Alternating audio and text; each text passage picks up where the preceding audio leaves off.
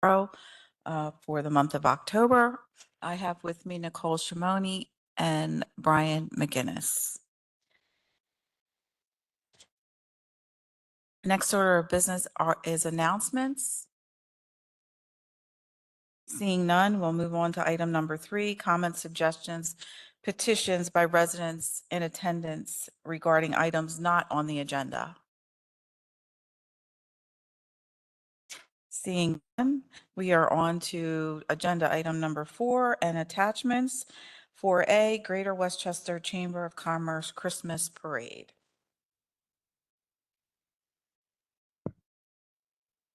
Thank you for having me here tonight to speak. My name is Katie Walker. I'm the president of the Greater Westchester Chamber of Commerce. And I'm here tonight to ask for this committee's recommendation of support to council for the borough's continued partnership support of the holiday programming, including the Westchester Christmas Parade in the borough of Westchester. I just want to give you a little bit of background on the chamber and then some information on some updates for this year and the holiday programming. The Greater Westchester Chamber is funded primarily through membership dues from businesses and nonprofits that are part of the community. It's also funded through sponsorship support for programs and events like the parade. As you may know, the Chamber of Commerce has been the presenting organization for over 40 years of several holiday programs and displays in the borough of Westchester. This includes not only the parade, but also the Christmas tree display on the historic courthouse lawn, the holiday greens that are hung on the storefronts in the borough of Westchester, a toy drive event that benefits local nonprofit organizations, and most recently in 2020, the addition of Chester County Hospital lights up holiday weekends in Westchester, where the chamber has hired a professional decor company to install holiday lights on many of the streets in Westchester, including Gay Street, Market Street, High Street, and last year we actually added Walnut and Chestnut Streets between Gay and Market. So we are decorating all of downtown Westchester. The greens hanging will take place on November 23rd, and that is a program where the local businesses in town invite the chamber to hang Christmas greens on their storefronts. We have about 300 volunteers that come out that Saturday and help us to hang those greens in town.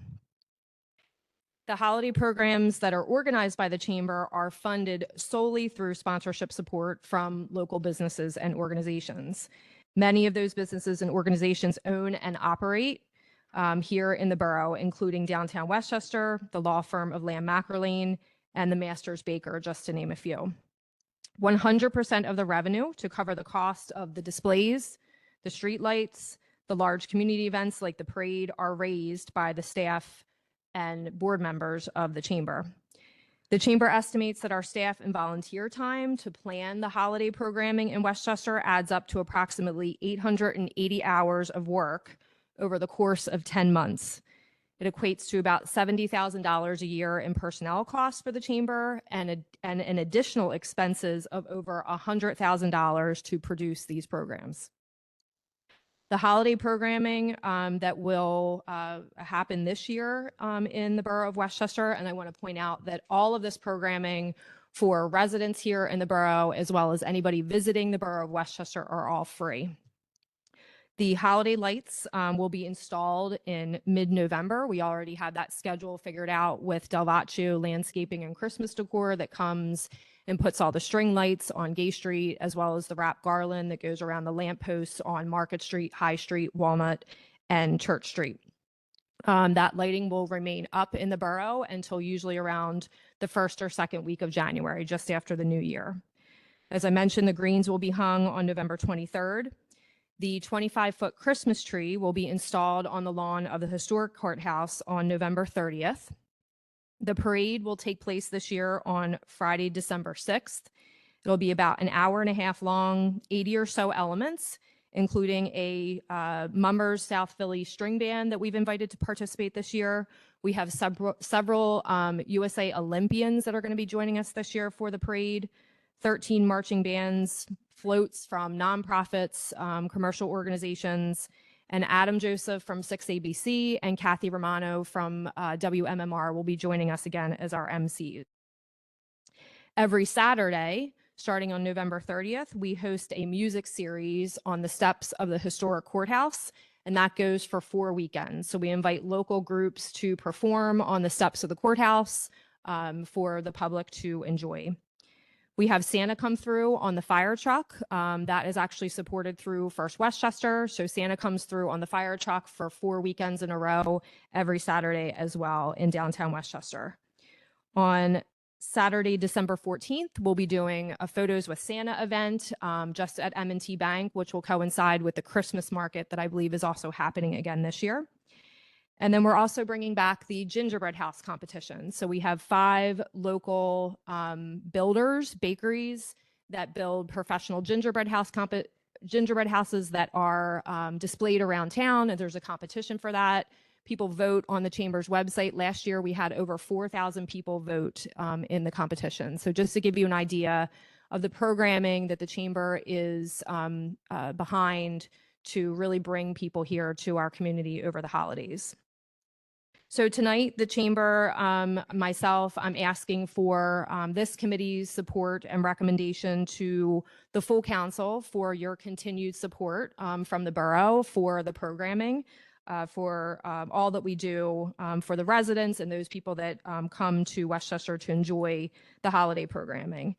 The partnership since 2002 with the borough has provided a reduction in the bill for borough service the parade, and has also taken into account parking revenue for the garages and possibly, I think, the flat lots as well.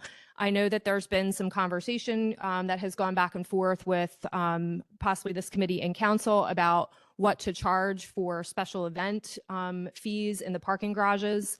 I know that in 2023, just last year, we charged or I should say the borough charged a $20 parking fee for the garages and possibly some of the flat lots.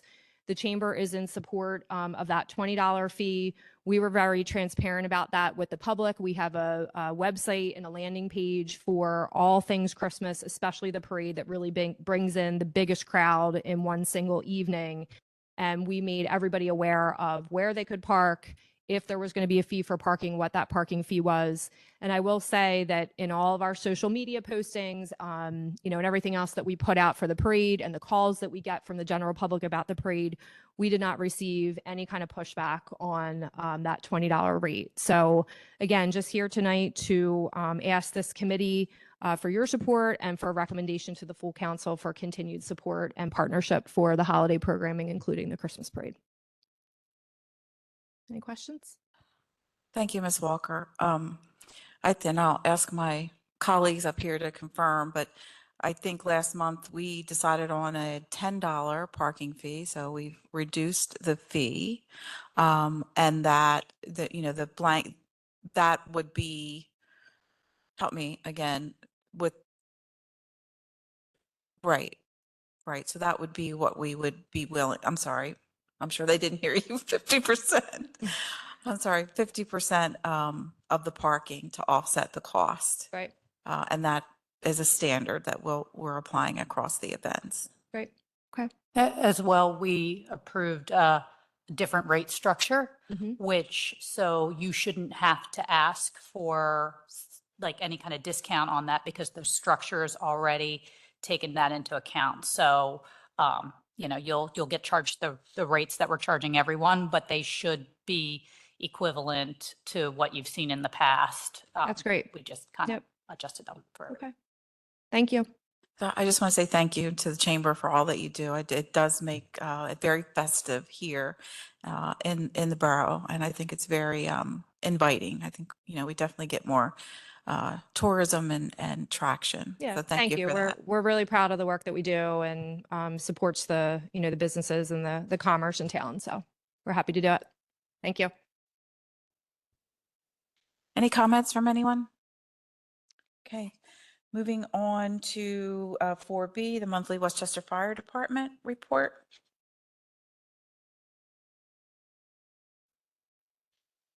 Good evening, Mark Scanlon, Fire Chief.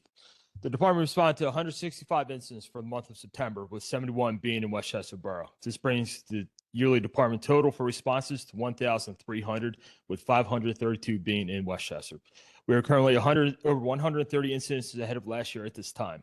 Members participated in 886.2 hours of training for September and 823.15 hours of additional activities. Most importantly, the staff in the stations is including these additional activities, which has kept the department average response from dispatch to responding to right around 2 minutes.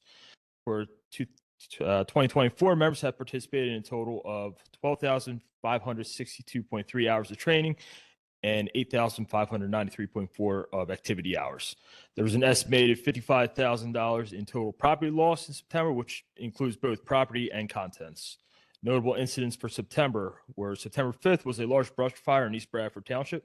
September 6th, there was a tar kettle fire, which was a trailer carrying tar for roofs. September 12th, there was another large brush fire in East Bradford. September 27th, the department responded to multiple incidents of an odor of natural gas throughout the Westchester Borough, West Goshen, and East Bradford. The smell was traced to a local business that was released from our captain, which is the additive that is placed in natural gas that gives it the smell. They were releasing from a 100-pound tank. The department responded to a garage fire on September 29th. Crews arrived quickly and extinguished the fire, keeping the fire spread to a minimum. The department saw a decrease in fire alarms for the month of September, with 51.2 responses being alarms compared to August, which was 59.3. One of the assistant chief's vehicles was delivered, placed into service. We are currently waiting for one more truck, which is anticipated to be delivered by the end of this week. I'm very pleased to announce that the department put in for a grant with the help of Will Williams for $30,000 with the anticipation of using it to replace and standardize our hose. We were notified that we had received this grant in full. The Department of Borough was also notified on September 20th regarding the ladder truck accident that Progressive Insurance has accepted liability for the accident. Respectfully submitted. Thank you. Thank you, Chief. I think I heard you say you're talking really fast. I'll slow down. 130 more incidents this year There are than over last year. 130 more incidents at this time compared to last year. Yes. Do we have we done any analysis around what's contributing to that, or is it? It's just the population, the amount of people that we're seeing through the borough visiting, the more people that are moving in. So Okay. every place in this area is seeing an increase of call volume. Okay. So, All right. Okay. I didn't have any other questions. Nicole, Brian. All right. Thank you. Thank you. So Justin McClure, Assistant Fire Chief, we have one more thing for you. Jeff's going to put it up on the screen. I'm going to find that clicker.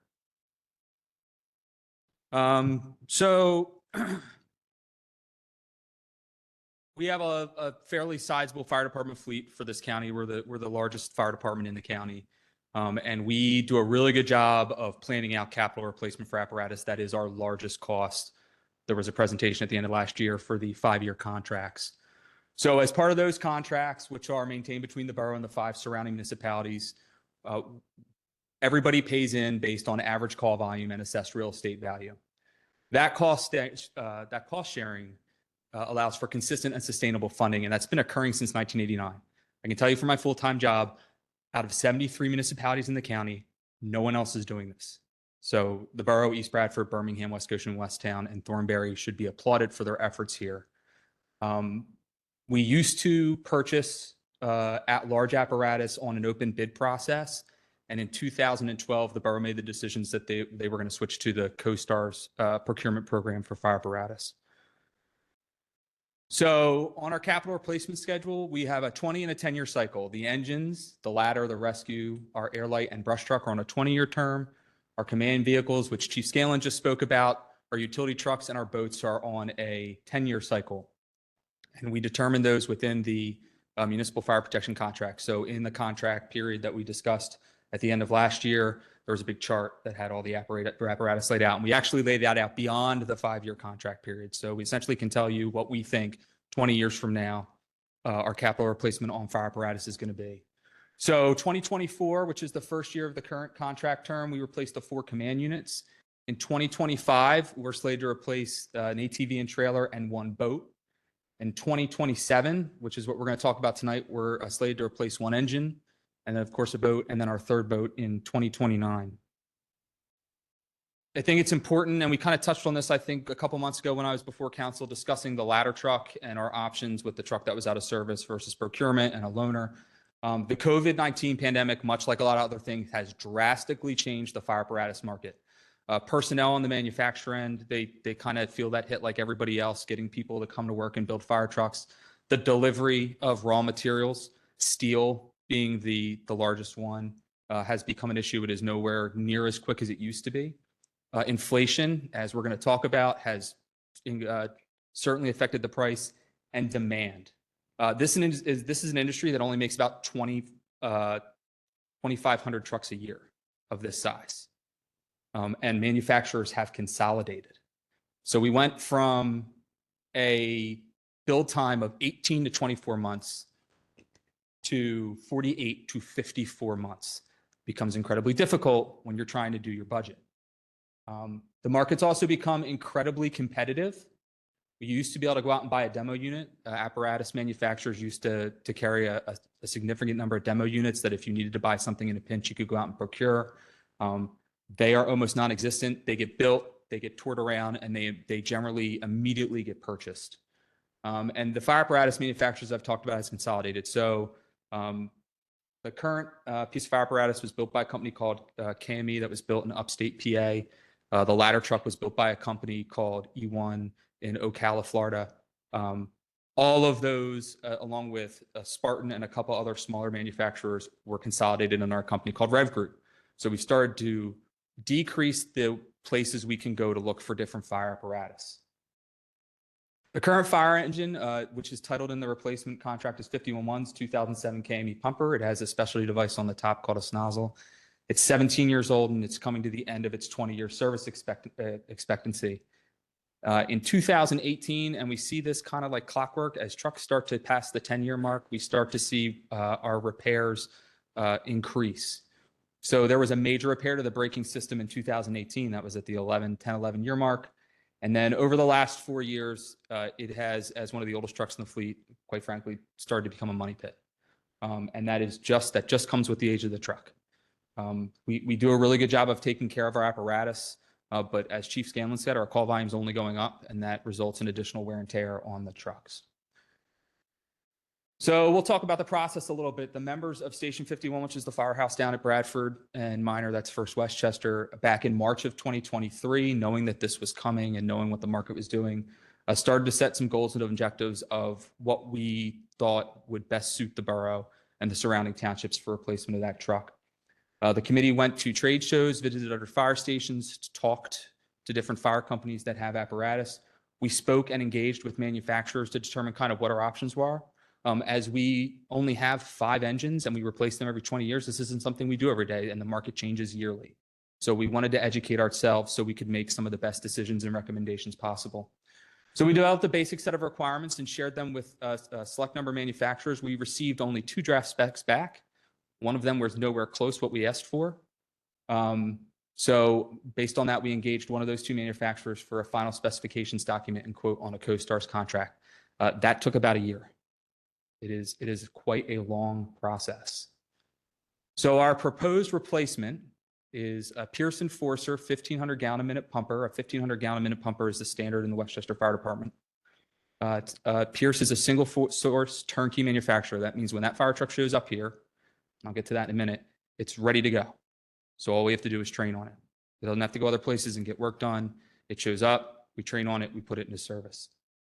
It meets the industry standards set forth by the National Fire Protection Association. It leverages safety features above the minimum standards. It's built to serve for 20 years because that's the expectancy we keep on these apparatus. And it's designed both to maneuver in the confines of the borough and our hard to access areas of the township. So in the borough, our issues are tight streets and tight turns. And the townships, our issues are driveways that are like this. From a warranty perspective, and this is really important to us because of how long we're keeping the apparatus, it has a 10-year structural integrity warranty, a 10-year pump and plumbing warranty, a 10-year paint and corrosion warranty, and 5 years on materials and workmanship. Pierce Manufacturing was founded in 1913. They've been building fire apparatus since the 40s. They are located in Wisconsin. Ironically, there are 3 major fire apparatus manufacturers on that area. Then the other ones are in in Florida. They are a single source manufacturer. And since their inception of building fire apparatus in the 40s, they've built 62,500 pieces of fire apparatus. They have a large footprint in this county. They are a trusted vendor. They build a reliable truck, and that's what's important. So the total CoStar's contract price is 1.388417.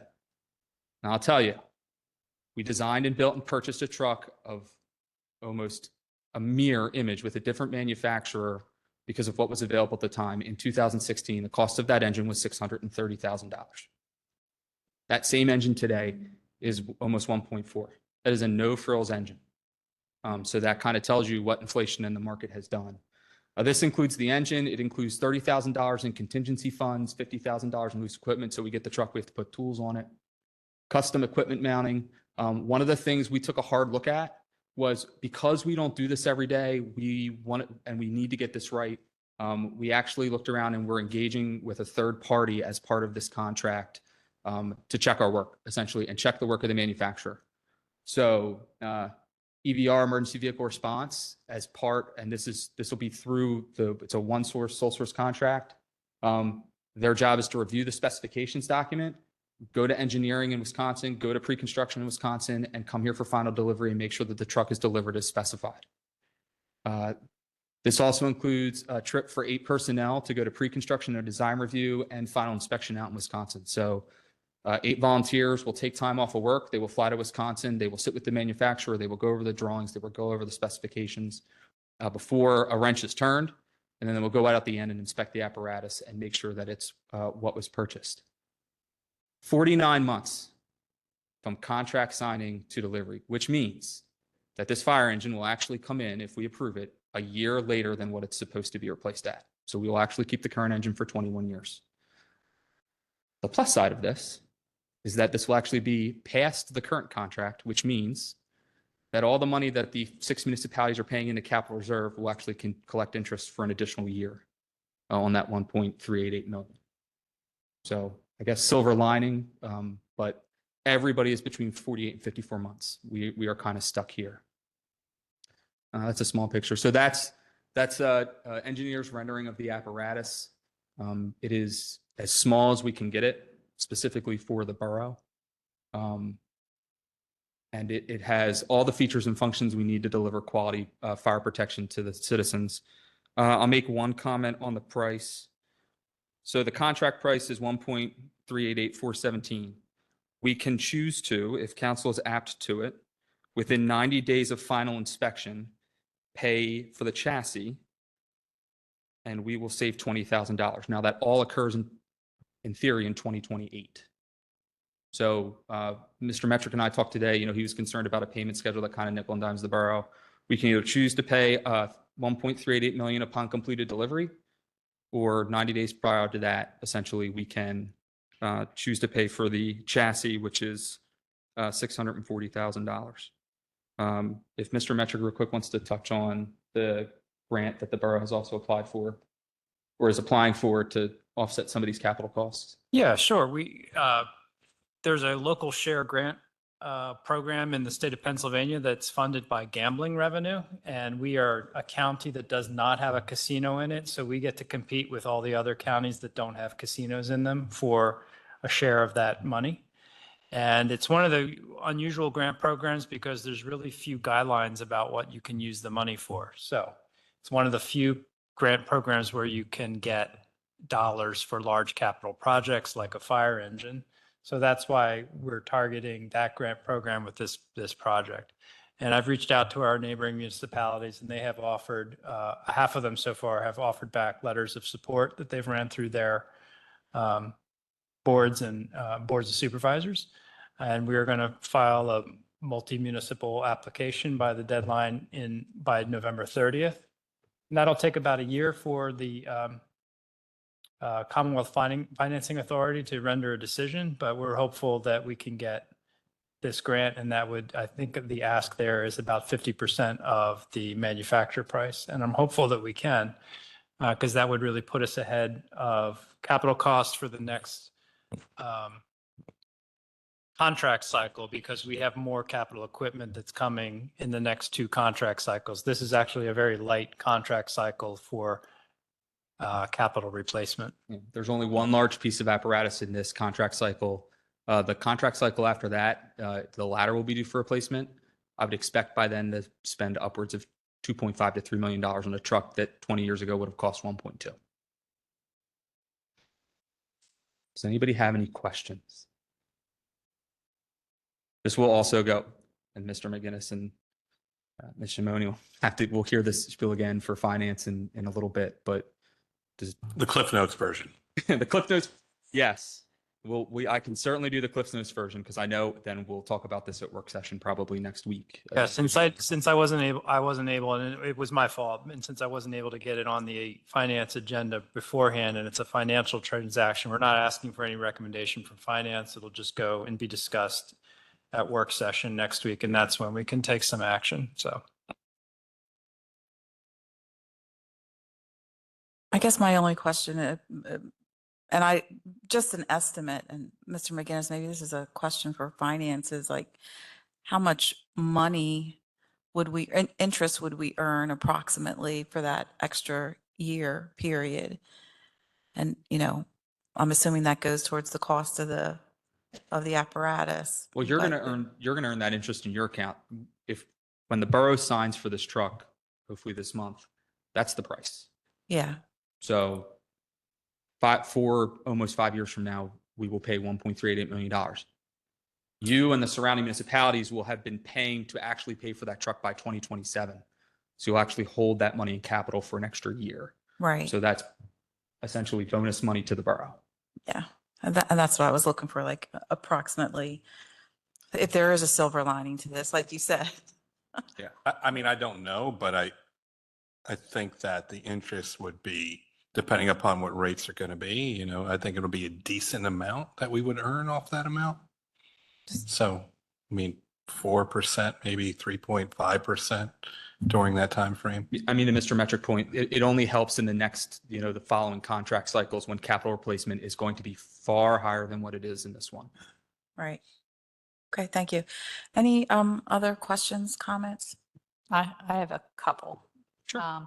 Just, did you say 20% discount? What was the discount if we pay the 90 days, the half of it? If within 90 days prior to final inspection, which is probably anywhere from 90 to 120 days before delivery, if we pay for the chassis, which is a cost of $640,000 in change, we receive a $19,203.70 discount. Okay, so $20,000, not 20%. Okay, Yeah. I knew there was 20. My other question is, do you have anywhere, you kind of know what the schedule is for replacement? Do you have some kind of like yearly estimated? I know that the prices have gone up a lot, but assuming you know what you've been seeing, which is like everything's double, let's say. Right. Do you have some kind of schedule that what that 5 to 10 year outlook would be, depending on the lead? Sure. So in the contract presentation from last December, there was a chart for the next 20 years. Now, when that chart was done, we focused on the next 5 because the market was incredibly volatile. I would expect that the subsequent 3 contract capital outlays in that will need to be adjusted. All the manufacturers are telling us at this point that the market is leveling off and that we'll just start to see much smaller step increases like we normally would. So for instance, on November 1st, I think it's Pierce and I believe FWD Seagrave will do a 0.75% increase. So if we were to order this truck on November 1st, you could tack on an extra $10,500 to the price. And that's what they're telling us we should see every 6 to 12 months after that. So hopefully these big swings aren't occurring anymore. We also can't predict, the next pandemic. So, but yeah, that project's in there, and it can at least tell you like the number of apparatus that are going to be replaced, which is, again, as Mr. Metric said, you're one large piece of apparatus in 5 years and some smaller ancillary trucks. We're a ladder truck, an air truck, maybe an engine, plus some ancillary stuff in the 5-year contract that comes after this. So 2028 to 2033. So that all that information again is from the December There was a chart in the presentation of the contracts, I think in December. We can get that. I'm assuming it's saved in the agenda, We made a capital replacement schedule that goes out to a replacement year of 2043. So a total of $15.3 million of spending, and then we grouped that into the 4 or 5 year contract intervals that are coming up. And what we're seeing is in the next contract interval, a pretty steep increase in the annual rate of capital expenditures. And then it's going to go up and plateau again in the next contract cycle, and then before it starts to come back down again. So this contract cycle that we're in right now is the leanest capital replacement contract cycle, which is why we actually are making a down payment. All the participants in the Westchester Fire Department are making a down payment on future capital costs. We aren't just covering what we're going to spend in these 5 years. We're making an additional contribution to the capital fund to get ready for the next contract cycle.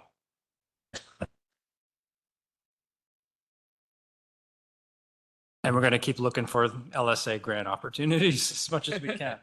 Yeah, don't get any ideas though. We do not want gambling. We'll take their money. Anything else? See you at 6:30. Thank you. Any comments? All right, we've got the Westchester Police Department report.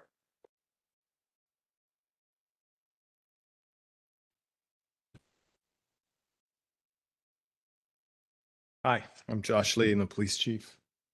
The Phillies are tied 0-0 at the top of the third. And I only say that to say, should they make it to the World Series, we'll be preparing for what could come. That'll be before our next public safety meeting, but that's pending. We're also preparing for what I know will come the first Tuesday after the first Monday in November, that being the election. We're also preparing for that by staffing appropriately, and rest assured we're ready. If we move to the numbers, this month we had an uptick in assaults and sexual assaults. The majority of those have been investigated and have been cleared by the officers, which is a good thing. If we look to the far right, we see our alcohol-related offenses. Those are our public drunkenness and our underage drinking offenses. They are at highs for the month of September, which is typical. The all others includes things like urinating in public and disorderly conduct. So those are our nuisance crimes that are associated with mostly with alcohol related issues. And those are spiking. And we see that because we have additional officers out in the areas where we expect there to be problems. And they're taking enforcement action as appropriate. We move to the next slide. I'd like to focus on a case that we had over the last 30 days, and that was stolen vehicles. So oftentimes I come and I show these numbers and you think, oh, great. And I say they're cleared, or we've made arrests, or we're going to make arrests. And that sounds good, but what's that mean? If we go to the next slide, we had a patrol officer that took a report in early September of a stolen vehicle. And while he was taking the report of that one stolen vehicle, a neighbor reported to him that neighbor discovered her vehicle, or his vehicle, was also stolen overnight. While that officer was reviewing that footage, he discovered video footage and actually discovered that not only were 2 vehicles stolen, but in the area where these vehicles were stolen, property was stolen out of other vehicles. So those crimes that I'm reporting, those thefts and those motor vehicle thefts, he's witnessing that on video. So that officer came back to the station. We typically are staffed in the daytime. When this officer took this report on a Tuesday morning, I think it was, we have 6 or 7 officers working. That officer came in off the street and spent the remainder of his shift reviewing video footage. He was able to develop suspects off of that video footage, in addition to other evidence that I'm not ready to share with you now. And then had the assistance of 3 other officers on that shift collecting additional footage, knocking and talking on additional witnesses, finding additional victims, and then brought in our detective unit, had the assistance over the course of this 48 hours of 4 detectives, and was able to obtain search warrants and arrest warrants for 2 suspects. So he turned what isn't always solved into a very solvable case. If we go to the next slide, Jeff, when it was all said and done 2 weeks later, over 135 hours of work by 8 different officers in our department resulted in the arrest of 2 suspects. One was 19 and one was 16. There's an additional suspect that, as recently as an hour ago, when I was speaking with Officer Gilbert, that's been identified, who with hopefully by the end of this week will be arrested. That number there that says 135 is more like 200 hours of work now by Westchester police officers downstairs to bring in three suspects arrested for 4 different crimes, 2 of which are motor vehicle thefts. That's a tremendous amount of work for a property crime, but a serious crime nonetheless. A serious crime. But that's the type of stuff that the officers are doing all of the time. So I just spotlight that because when I come to you and I show you the numbers and you look at the graphs, I realize that it doesn't mean a whole lot, but the work that's getting done behind the scenes at times is tremendous. And I want to thank Officer Gilbert personally for his effort on this, doing a heck of a lot for the citizens of Westchester, and I'm happy to be able to report that it's a positive resolution to what's not always a positive outcome. If we go to the next slide. Last month, I reported to you that we had a sharp increase in burglaries and thefts from vehicles. We continue to investigate those. As recently as this morning, I learned that hopefully by the end of the week, we'll have an arrest warrant and a search warrant for a person who we now know is a suspect in at least one of those burglaries, for whom we had a DNA hit on some evidence. So we submitted evidence. It came back. The DNA came back and said, yes, that DNA belongs to this person. We have some more work to do to bring that person in, but hopefully we'll be clearing out a lot of those burglaries that were reported months ago also. And arrests are expected there. We get to what we all came here for, noise complaints in September. As we smile, we expect that those are going to increase, and they have increased for September. We had 61 total noise complaints for the month. 45 of those were in the Southeast, and that's a typical, that's similar to what the graph has looked like the last 2 months that I showed it to you. But if we focus in on those Southeast noise complaints on the next slide, 37 of those came in what we would call the college area, the area that's contained by High Street and Union Street to the west and north, and Franklin Street and Rosedale Avenue to the east and to the south. So the vast majority, 37 of those came from there. And then there's a typo, 5 actually, not 6, came from the area east of Franklin Street, and 3 came from the area north of Union Street. We focus down now on the next slide, how those noise complaints were resolved. That green area represents all the complaints of noise that came in that we determined, yes, there's probable cause to substantiate charges on these complaints. In fact, enough evidence that means that we can say, yes, these complaints were founded. So when we look at that green slide, that green portion of the pie, those are the calls that had a complainant, and they were founded complaints. So 24 of them. 6 complaints were discovered or were initiated by officers on patrol, officers driving, walking, or riding their bicycles by a disturbance, and they got out and initiated an investigation there. 6 of them were initiated by WCPD and founded. 1 of those was initiated by Westchester Police, but turned out wasn't something that rose to the level of a violation. If we go to the next slide and focus in on the founded noise complaints, we issued 20 citations for loud parties. 19 of those citations were in the southeast quadrant of the borough. We issued 4 warnings for loud parties. And some ways other ones were resolved. One, again, this month was the result of people singing loudly. One was the result of children playing. And a couple, I think it was 2, were a result of a malfunctioning car alarm. The next slide is my favorite slide. It just shows that for all 20 of those citations we issued, we filled out a disruptive conduct form. We sent that up to the Codes Department, and Codes Department followed up on that.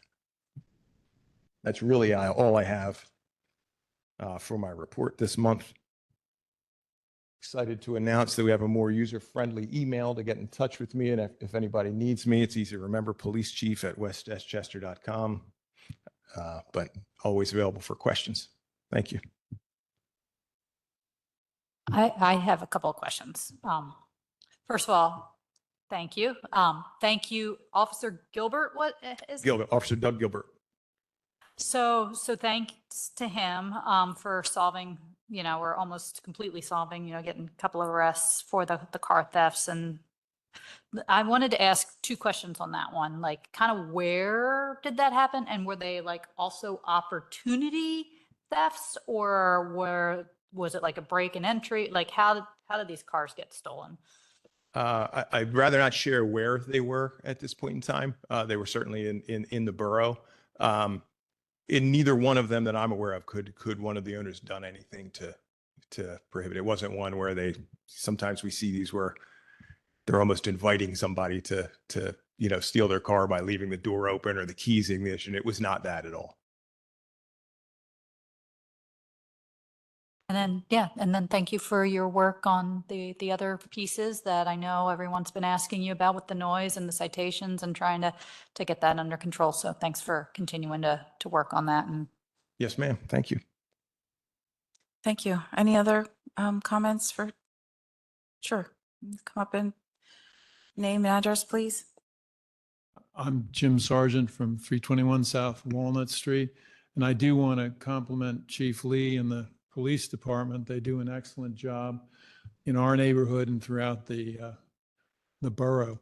I want to remind this committee of the repeated theme. However, there are a lot of noise complaints in our neighborhood. I chose to live there. I understand there are a lot of students around. There's a lot of loud partying. One of our continued complaints about that is the nuisance, but also the trash that exists after the parties, and we see that all over the place. I also want to repeat the theme we raised at the last meeting. We're coming up to homecoming. Apparently, the police department or the borough pays something like $17,000 or $18,000 in extra cost for patrolling homecoming, and apparently the state police have to be involved to some extent. Again, the university chooses to be a dry campus. All of the fraternities and sororities are pushed off of campus, whereas in other universities, they're on campus. The university essentially washes its hands of having any responsibility for patrolling the fraternities and sororities and the party culture. You have the university police, which do not patrol the areas around, residential areas around the borough, where a lot of the misbehavior occurs. There's got to be some solution here, which doesn't shift the entire burden onto the borough, which does an excellent job. But that conversation has to continue.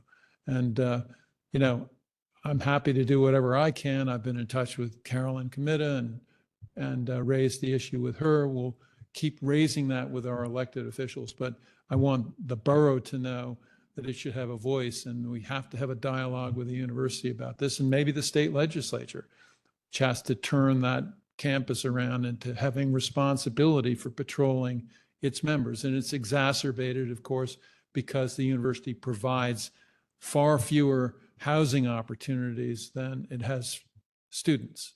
So the whole problem is really something that's shifted to this borough, which should be a responsibility at the university. So thank you very much for listening. I think we want to, as a community, want to keep raising this issue until we can come up with a solution. Thank you, Mr. Sargent. Yes, we hear you. We've heard your neighbors and other residents of the borough. We are, as you know, now reporting on the nuisance and noise, and we've taken a newfound interest in trash as well. And yes, we agree with you that there needs to be a better partnership with the university. We've got the campus committee where we're raising some of these issues, but also building a relationship with the new president at the university. And also, I think you raise a good point with some of our elected officials beyond the borough, at the state level, seeing what we can do in partnership with the state education system. Thank you. I will note that I believe, and I speak for the community, we've noticed that the police department has had an effect on some of the bad action in our neighborhood. We feel as though it's, not quite as out of control as it has been in the past. So that's good news. I will make one last point, and that is South Walnut Street is viewed as a canyon by all of the loud motorcycles and other cars in the entire universe around Westchester. And they typically go right up the center of that street whenever, it's nice outside. There must be some solution to that as well. Maybe we have to have noise monitors. I don't know what the solution is, but in any event, thank you very much for your time. Thank you. Sure. Hello, I'm Maggie Euler at 302 South Walnut Street. I do want to thank the police. It's been a great improvement over the last few weeks, so thank you so much. I just had a question about, do we have any updates on the point systems? And do we know the estimated cost for the borough for homecoming for this year? I don't have an estimated cost. I don't have that information. I think I reported last month, it'd be probably $14,000 to $15,000 in personnel costs to the borough, mainly for police overtime. That hasn't changed. That's the same. And as far as the follow up on the point system, I did have the opportunity to have a conversation with Mr. Metric this morning or this afternoon, maybe, and the wheels are turning. We have cases at district court. The codes department's following up on those cases.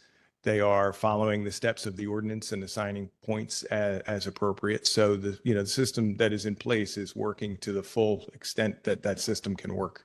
Yeah, and I think, we need to, so we agreed probably a month or two ago, probably 2 months ago now, that we needed to monitor, right, and let the process play out. And it's not, you get cited today, tomorrow you're in court and you get assessed points, and there's a process that takes some time. So I think we wanted to give it till the end of the year to see, where we are and what adjustments we need to make now that we're have this process under a microscope and looking at where there are opportunities to make adjustments so that it is more impactful to violators. I do think, we mentioned this maybe a meeting or two ago too, of maybe starting to pull together not just the static, the month, but like a chart that says, in this month, this many citations were written, this many disruptive conduct. At this point from that month, this many are in in court, or this many have gotten this points or something. So you probably are getting to a point where you have some data, or you're going to be getting some data that allows you to follow through with what some of the outcomes are, or where they are in the process based off of when you cited them. So maybe we can start pulling something like that together. I won't be providing that to you, but I know that that the codes department and or Mr. Metric will at some point when they have that data, once that data comes in, but that won't be coming from the police. I don't want to steal too much of Sally's thunder and smart growth, but the thing to stress, and it's a great question, what's going on with the point system, is that it takes anywhere from our quickest cases turned around in 8 or 16 days. Our longest cases are going to turn around in about 67 or 69 days. Trial dates have been set. So there's a lag between this, I would call, kind of wave of enforcement that you saw recorded and Josh spoke to tonight, the 20 disruptive conduct reports. So clearly we were out there, we were identifying these properties, we were issuing citations, and you're going to see some of these points start to accrue probably in that 2 week to 6-week timeframe, and that all has to do with how long it takes for it to go through the court system, because they have to be found guilty in order for us to assess the points. We have accumulated 12 points on 4 properties. There's been 1 property where we've initiated an eviction already because they had repeat disruptive conduct reports. So a little preview of what's to come, but you saw what happened in September in Josh's report. And we also, for reasons we all know, September was a kind of interruption of our normal code enforcement patterns. We lost an employee. But I do expect it, just recognize that there's a lag in time, a little bit of a lag in time of around 2 to 6 weeks, 2 to 7 weeks between when citations issued and when points get accrued. I think it's very helpful to have visibility into the points accumulation. I mean, and the 2 evictions, I don't think that's something, certainly not something that I had visibility into before. So I hope that helps the residents and neighbors understand that, you know, we are making progress and we are listening.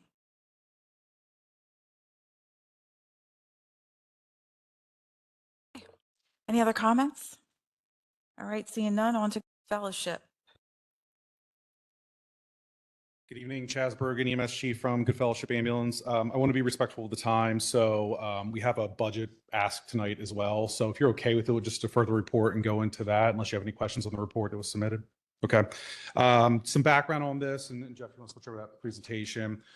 We identified several years ago the need for an EMS-capable ATV, so a smaller vehicle to move patients. In 2017, West Goshen Township approached us with the new Greystone property. There was an allotment of money coming with the park space. Now that that's finally coming to fruition, they discovered some language in the agreement that an ATV would not be able to leave that park. So we think all the municipalities could benefit from it, especially Westchester Borough. So we are countering now to seeing if we could split this cost between 5 of the largest municipalities, so everyone could share the resource. So Captain Brian Sporks here, he's going to do this presentation very quickly, kind of give an overview of the ask. So, Not too quickly, so we understand what you're saying. I'm not that quick of a talker. All right. So that is an example of a type of vehicle we're looking for, just so you have a picture of it in your mind. So it looks like a ATV that a landscaping company might use. The big difference is it has a stretcher on the back, so we're able to transport patients on it. So the purpose, as Chaz said, we've identified a need for an EMS-capable ATV to utilize both for the large special events we have in the borough, as well as 911 responses in the area.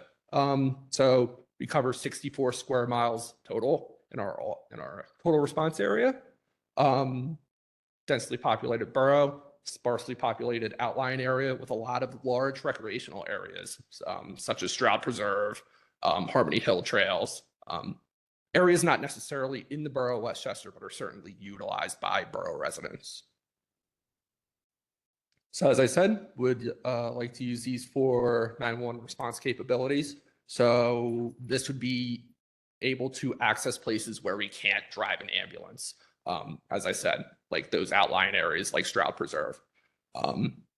Good Fellowship personnel would be able to quickly deploy this ATV. Good Fellowship Ambulance is staffed 24 hours a day with personnel on site. So as soon as this resource is requested or identified to be needed, somebody in our station would be able to drive it to wherever it's needed in a very quick fashion. So this is a call that actually happened this weekend in an area in East Bradford off of Sconnelltown Road.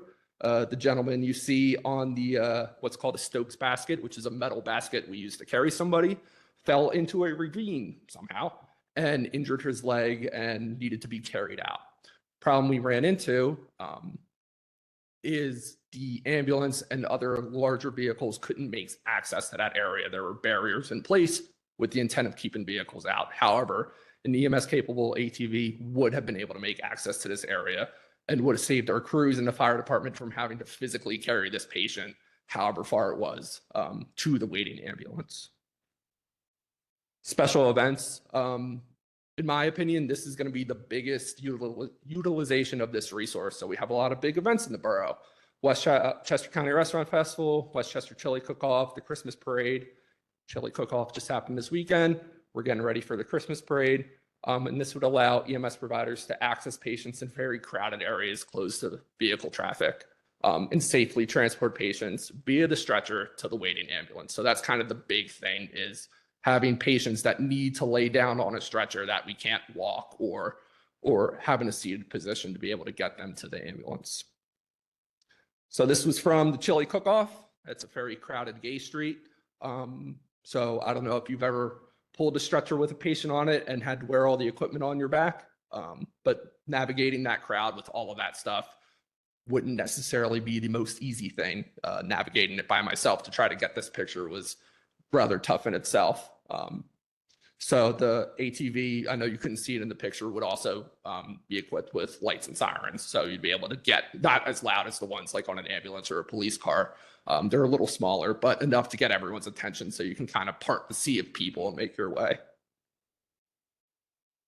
And then this is just a quick example. So we'll paint the scenario of the restaurant festival where Gay Street's closed, High Street, Walnut, Church, all those side streets are also closed.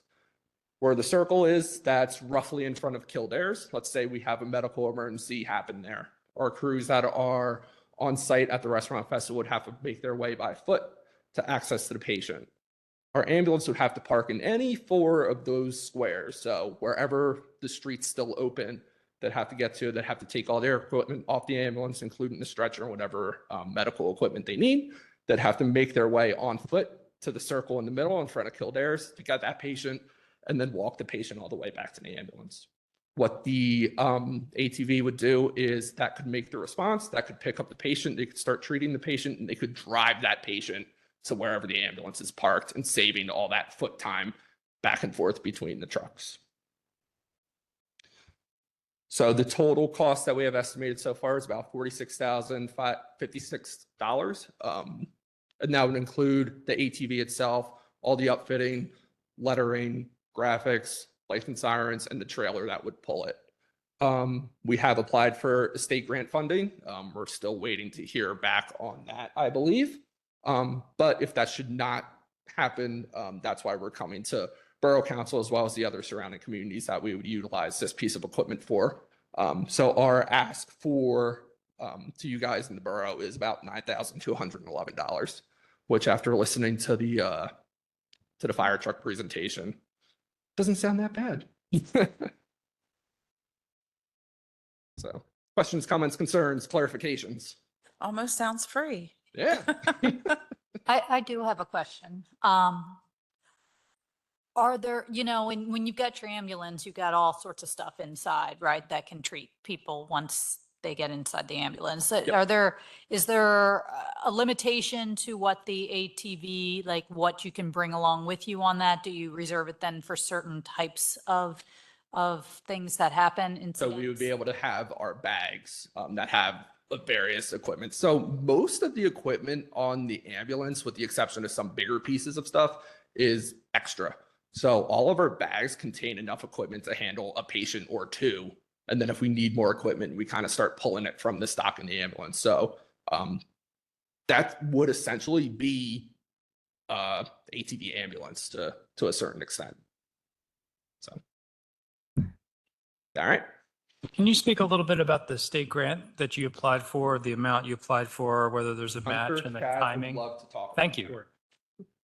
Yeah, we applied through Senator Comita's office for economic development money. We're hoping to split that with Senator Kane's office, covering Westtown and Birmingham as well. So both senators would split the total cost. Again, we don't have any word on that yet. We know probably in the next 60 to 90 days.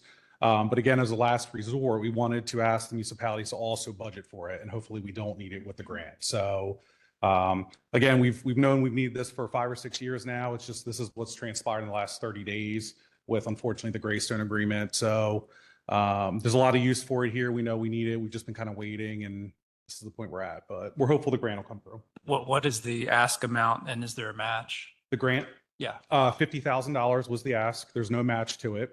So what we did is included $4,000 to put all of our providers through the ATV safety training that our insurance company provides. So And do you know when, excuse me, do you know when you'll know? hopefully within the next 6 to 8 weeks. So it's just the timing. Yeah. So.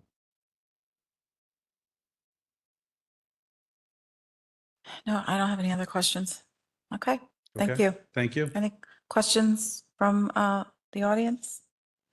All right, moving on to old business. 5A, motion to approve amended rules and regulations as a civil service commission attachment.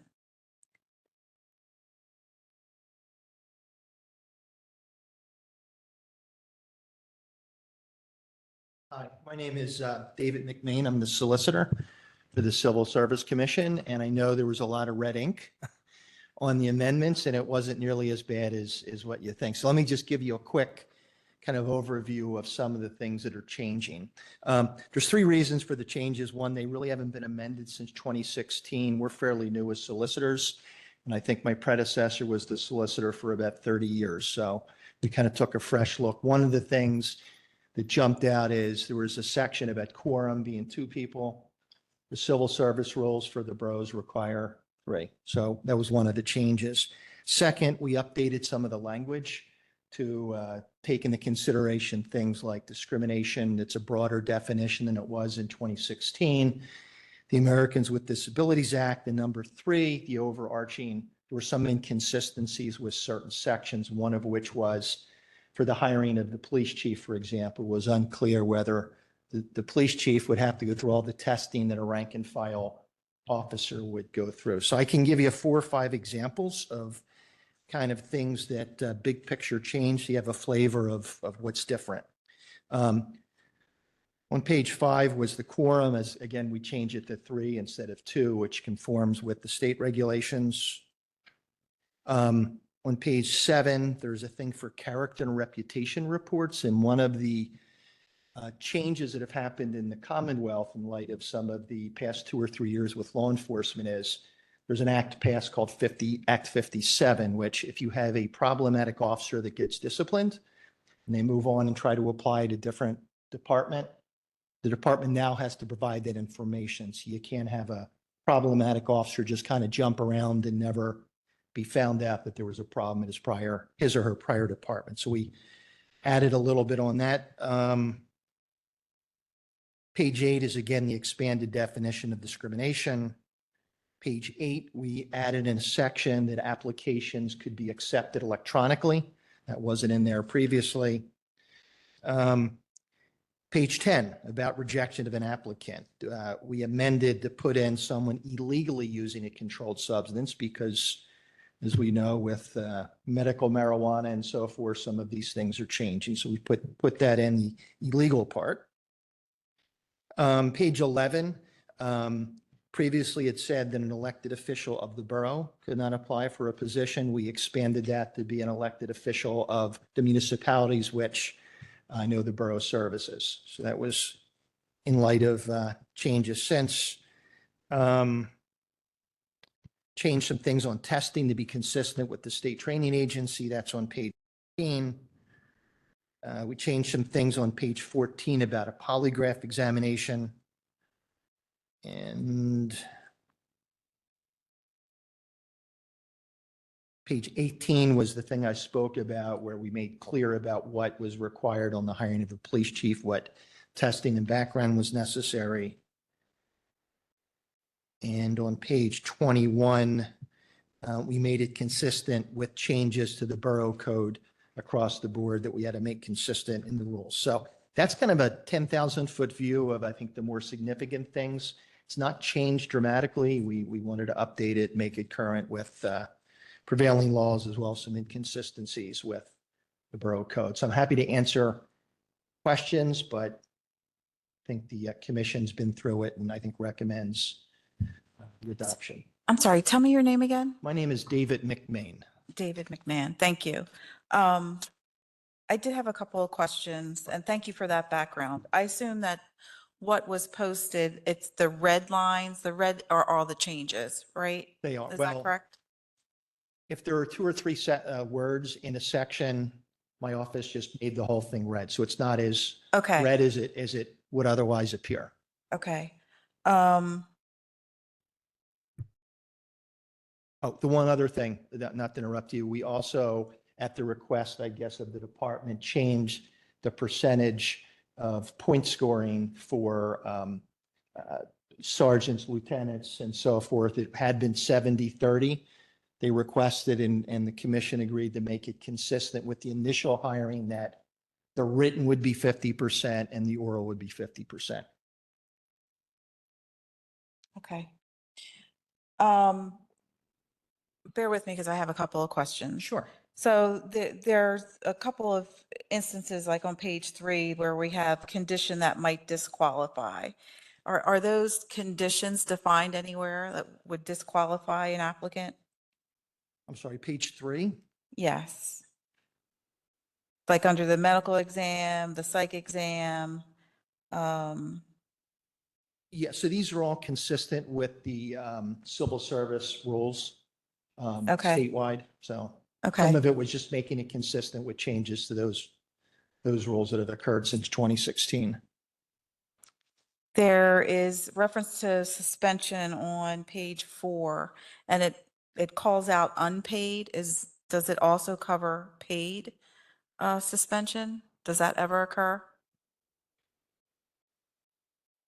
In section 2. Go back up. It was up in the definition, suspension, the fourth area.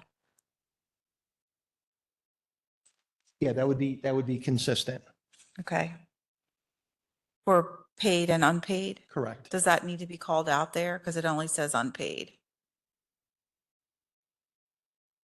I'll take a look at that and make sure it's consistent, but it should be. In section 2.1A, it says appointing authority. Initially to serve for 2 terms, and then it's got the terms in there. And and the appointing authority is the mayor. And I seem to recall the civil service candidates coming before council.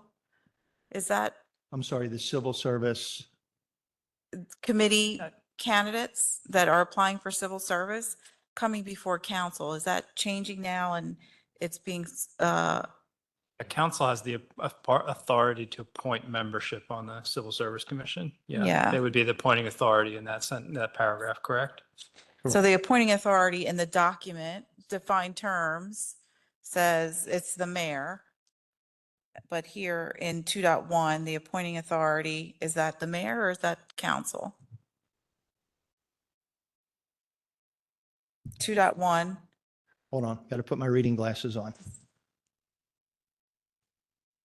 you gave us a whole month to go through this, so. Yeah, so lots of questions. Yeah, absolutely. If I may, and I don't think I'm wrong here, it's referring to the authority who appoints police officers or police officers for promotion, not who appoints people onto the Civil Service Commission. So So the does that- mayor is the appointing authority that will appoint a police officer.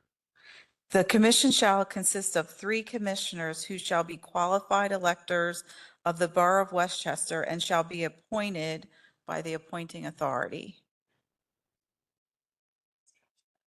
Yeah, so again, in section 1, the definitions of appointing authority say the mayor. I will look at that, make the, Correct.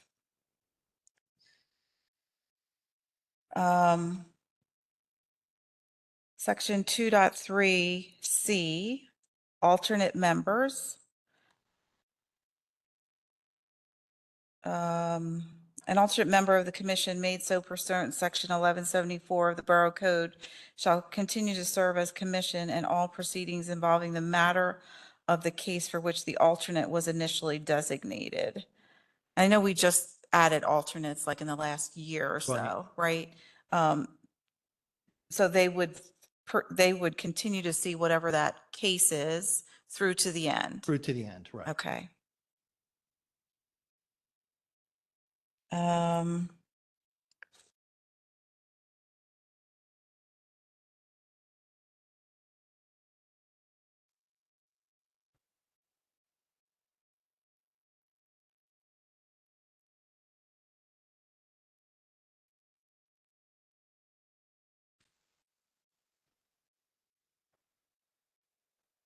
questions. I'm just double checking. Other members have questions on the changes? And I assume that these were all reviewed by the mayor, and the mayor is aligned to these changes? Mayor DiBaptiste?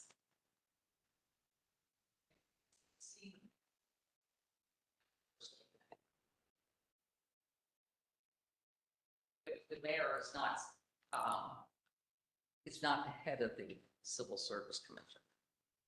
Understood, but I would think that she would have a voice in the changes.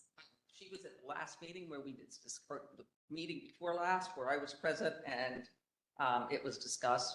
She and I spoke afterwards. She didn't make any comment regarding the Civil Service Commission, so she's certainly aware of it. Okay. Oh, it's here. Okay. No other comments from council? Okay. Any other comments from the audience? All right. Thank you. Thank you.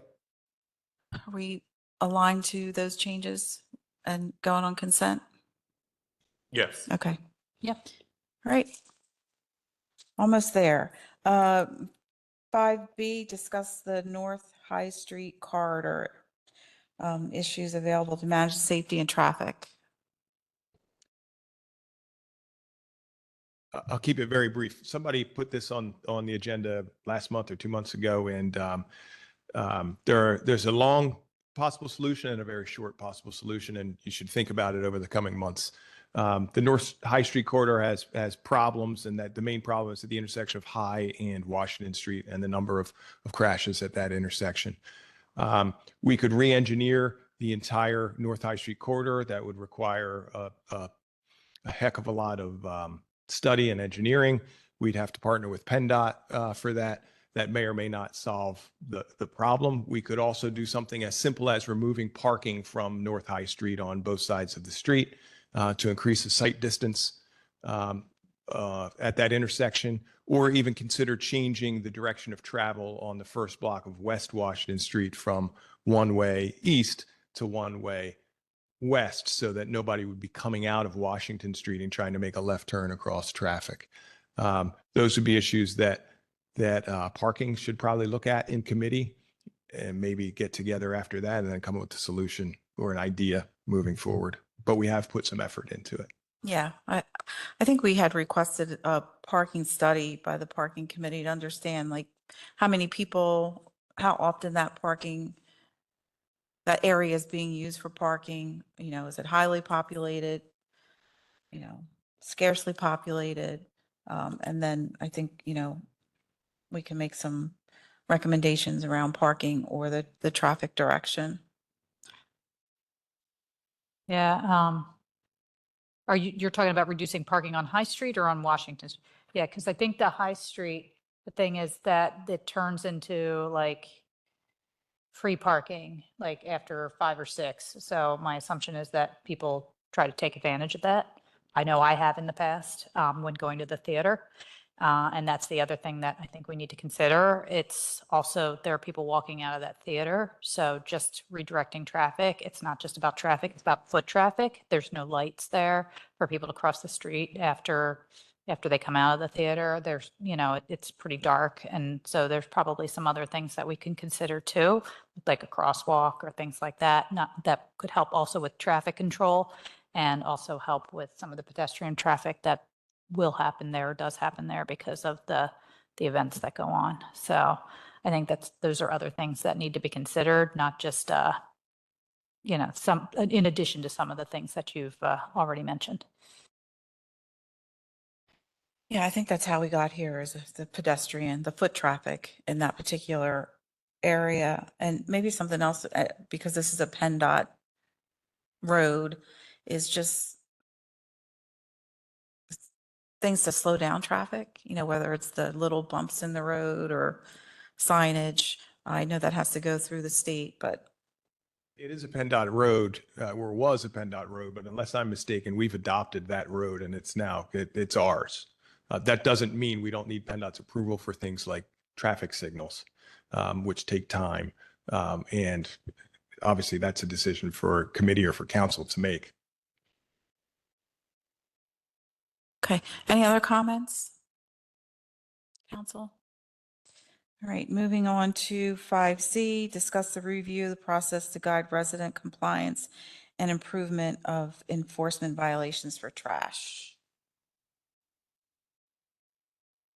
So this is, I think, just a continuation of the conversation that we started last month. And I know that there were some trash conversations. People were talking trash last night. So about updating the ordinance for trash collection, because some of the issues stem from maybe that the trash gets overflowing and doesn't actually, and then ends up on the ground. And so that those are conversations that are also happening. But the other conversations that we had was about communication of the ordinance once we update it and things like that. I think that's where we were last month with what we talked about.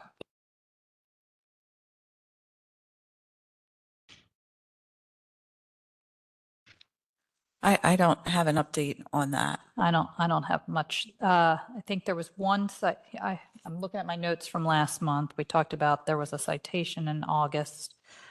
We talked about updating the fines, and understanding how information's shared with the renters. And then also we talked about the, Chapter 62, which again, I think they talked about last night on the, in one of the other meetings, because there was a meeting with Kristen and Brian and Bernie and myself late last week. So we can keep this on and talk about it a little bit more next month. I'll even come to a little more prepared with, I have a Westchester Community Campus Committee meeting too tomorrow that we can talk about getting information to the students and the best way to do that. Yeah. Yes. What are you? Yeah. Okay. Were you going to say something, John? No. Okay. Yeah, I have the same notes that you do, increasing the fine. Last updated in 2019. And reviewing the responsibility of the property owners. So we'll keep this one moving forward. Any other comments? 5D, approve the September 2024 meeting minutes. Any questions on the public safety from September? Okay. New business, item 6A, motion to approve special event application for Brian's Run. Hello, Keith Karowski, Director of the Parks and Rec Department. This is a standard 5K in the southwest area of the borough. The only reason I don't have the sergeant's signature on it is because he was in training all of last week and him and I have not hooked up, but I have a verbal confirmation that they have approved the event. So we had a little change. The original date was the 10th. That is the same day for the already approved Veterans Day Parade. So I spoke with Brian McFadden. He agreed to move the date to the 17th and everything's in order. There's no other events, so it's pretty much standard. I don't have any questions. No. Cool. Thank you. All right, thanks. Any other business? If not, meeting adjourned at 6:50.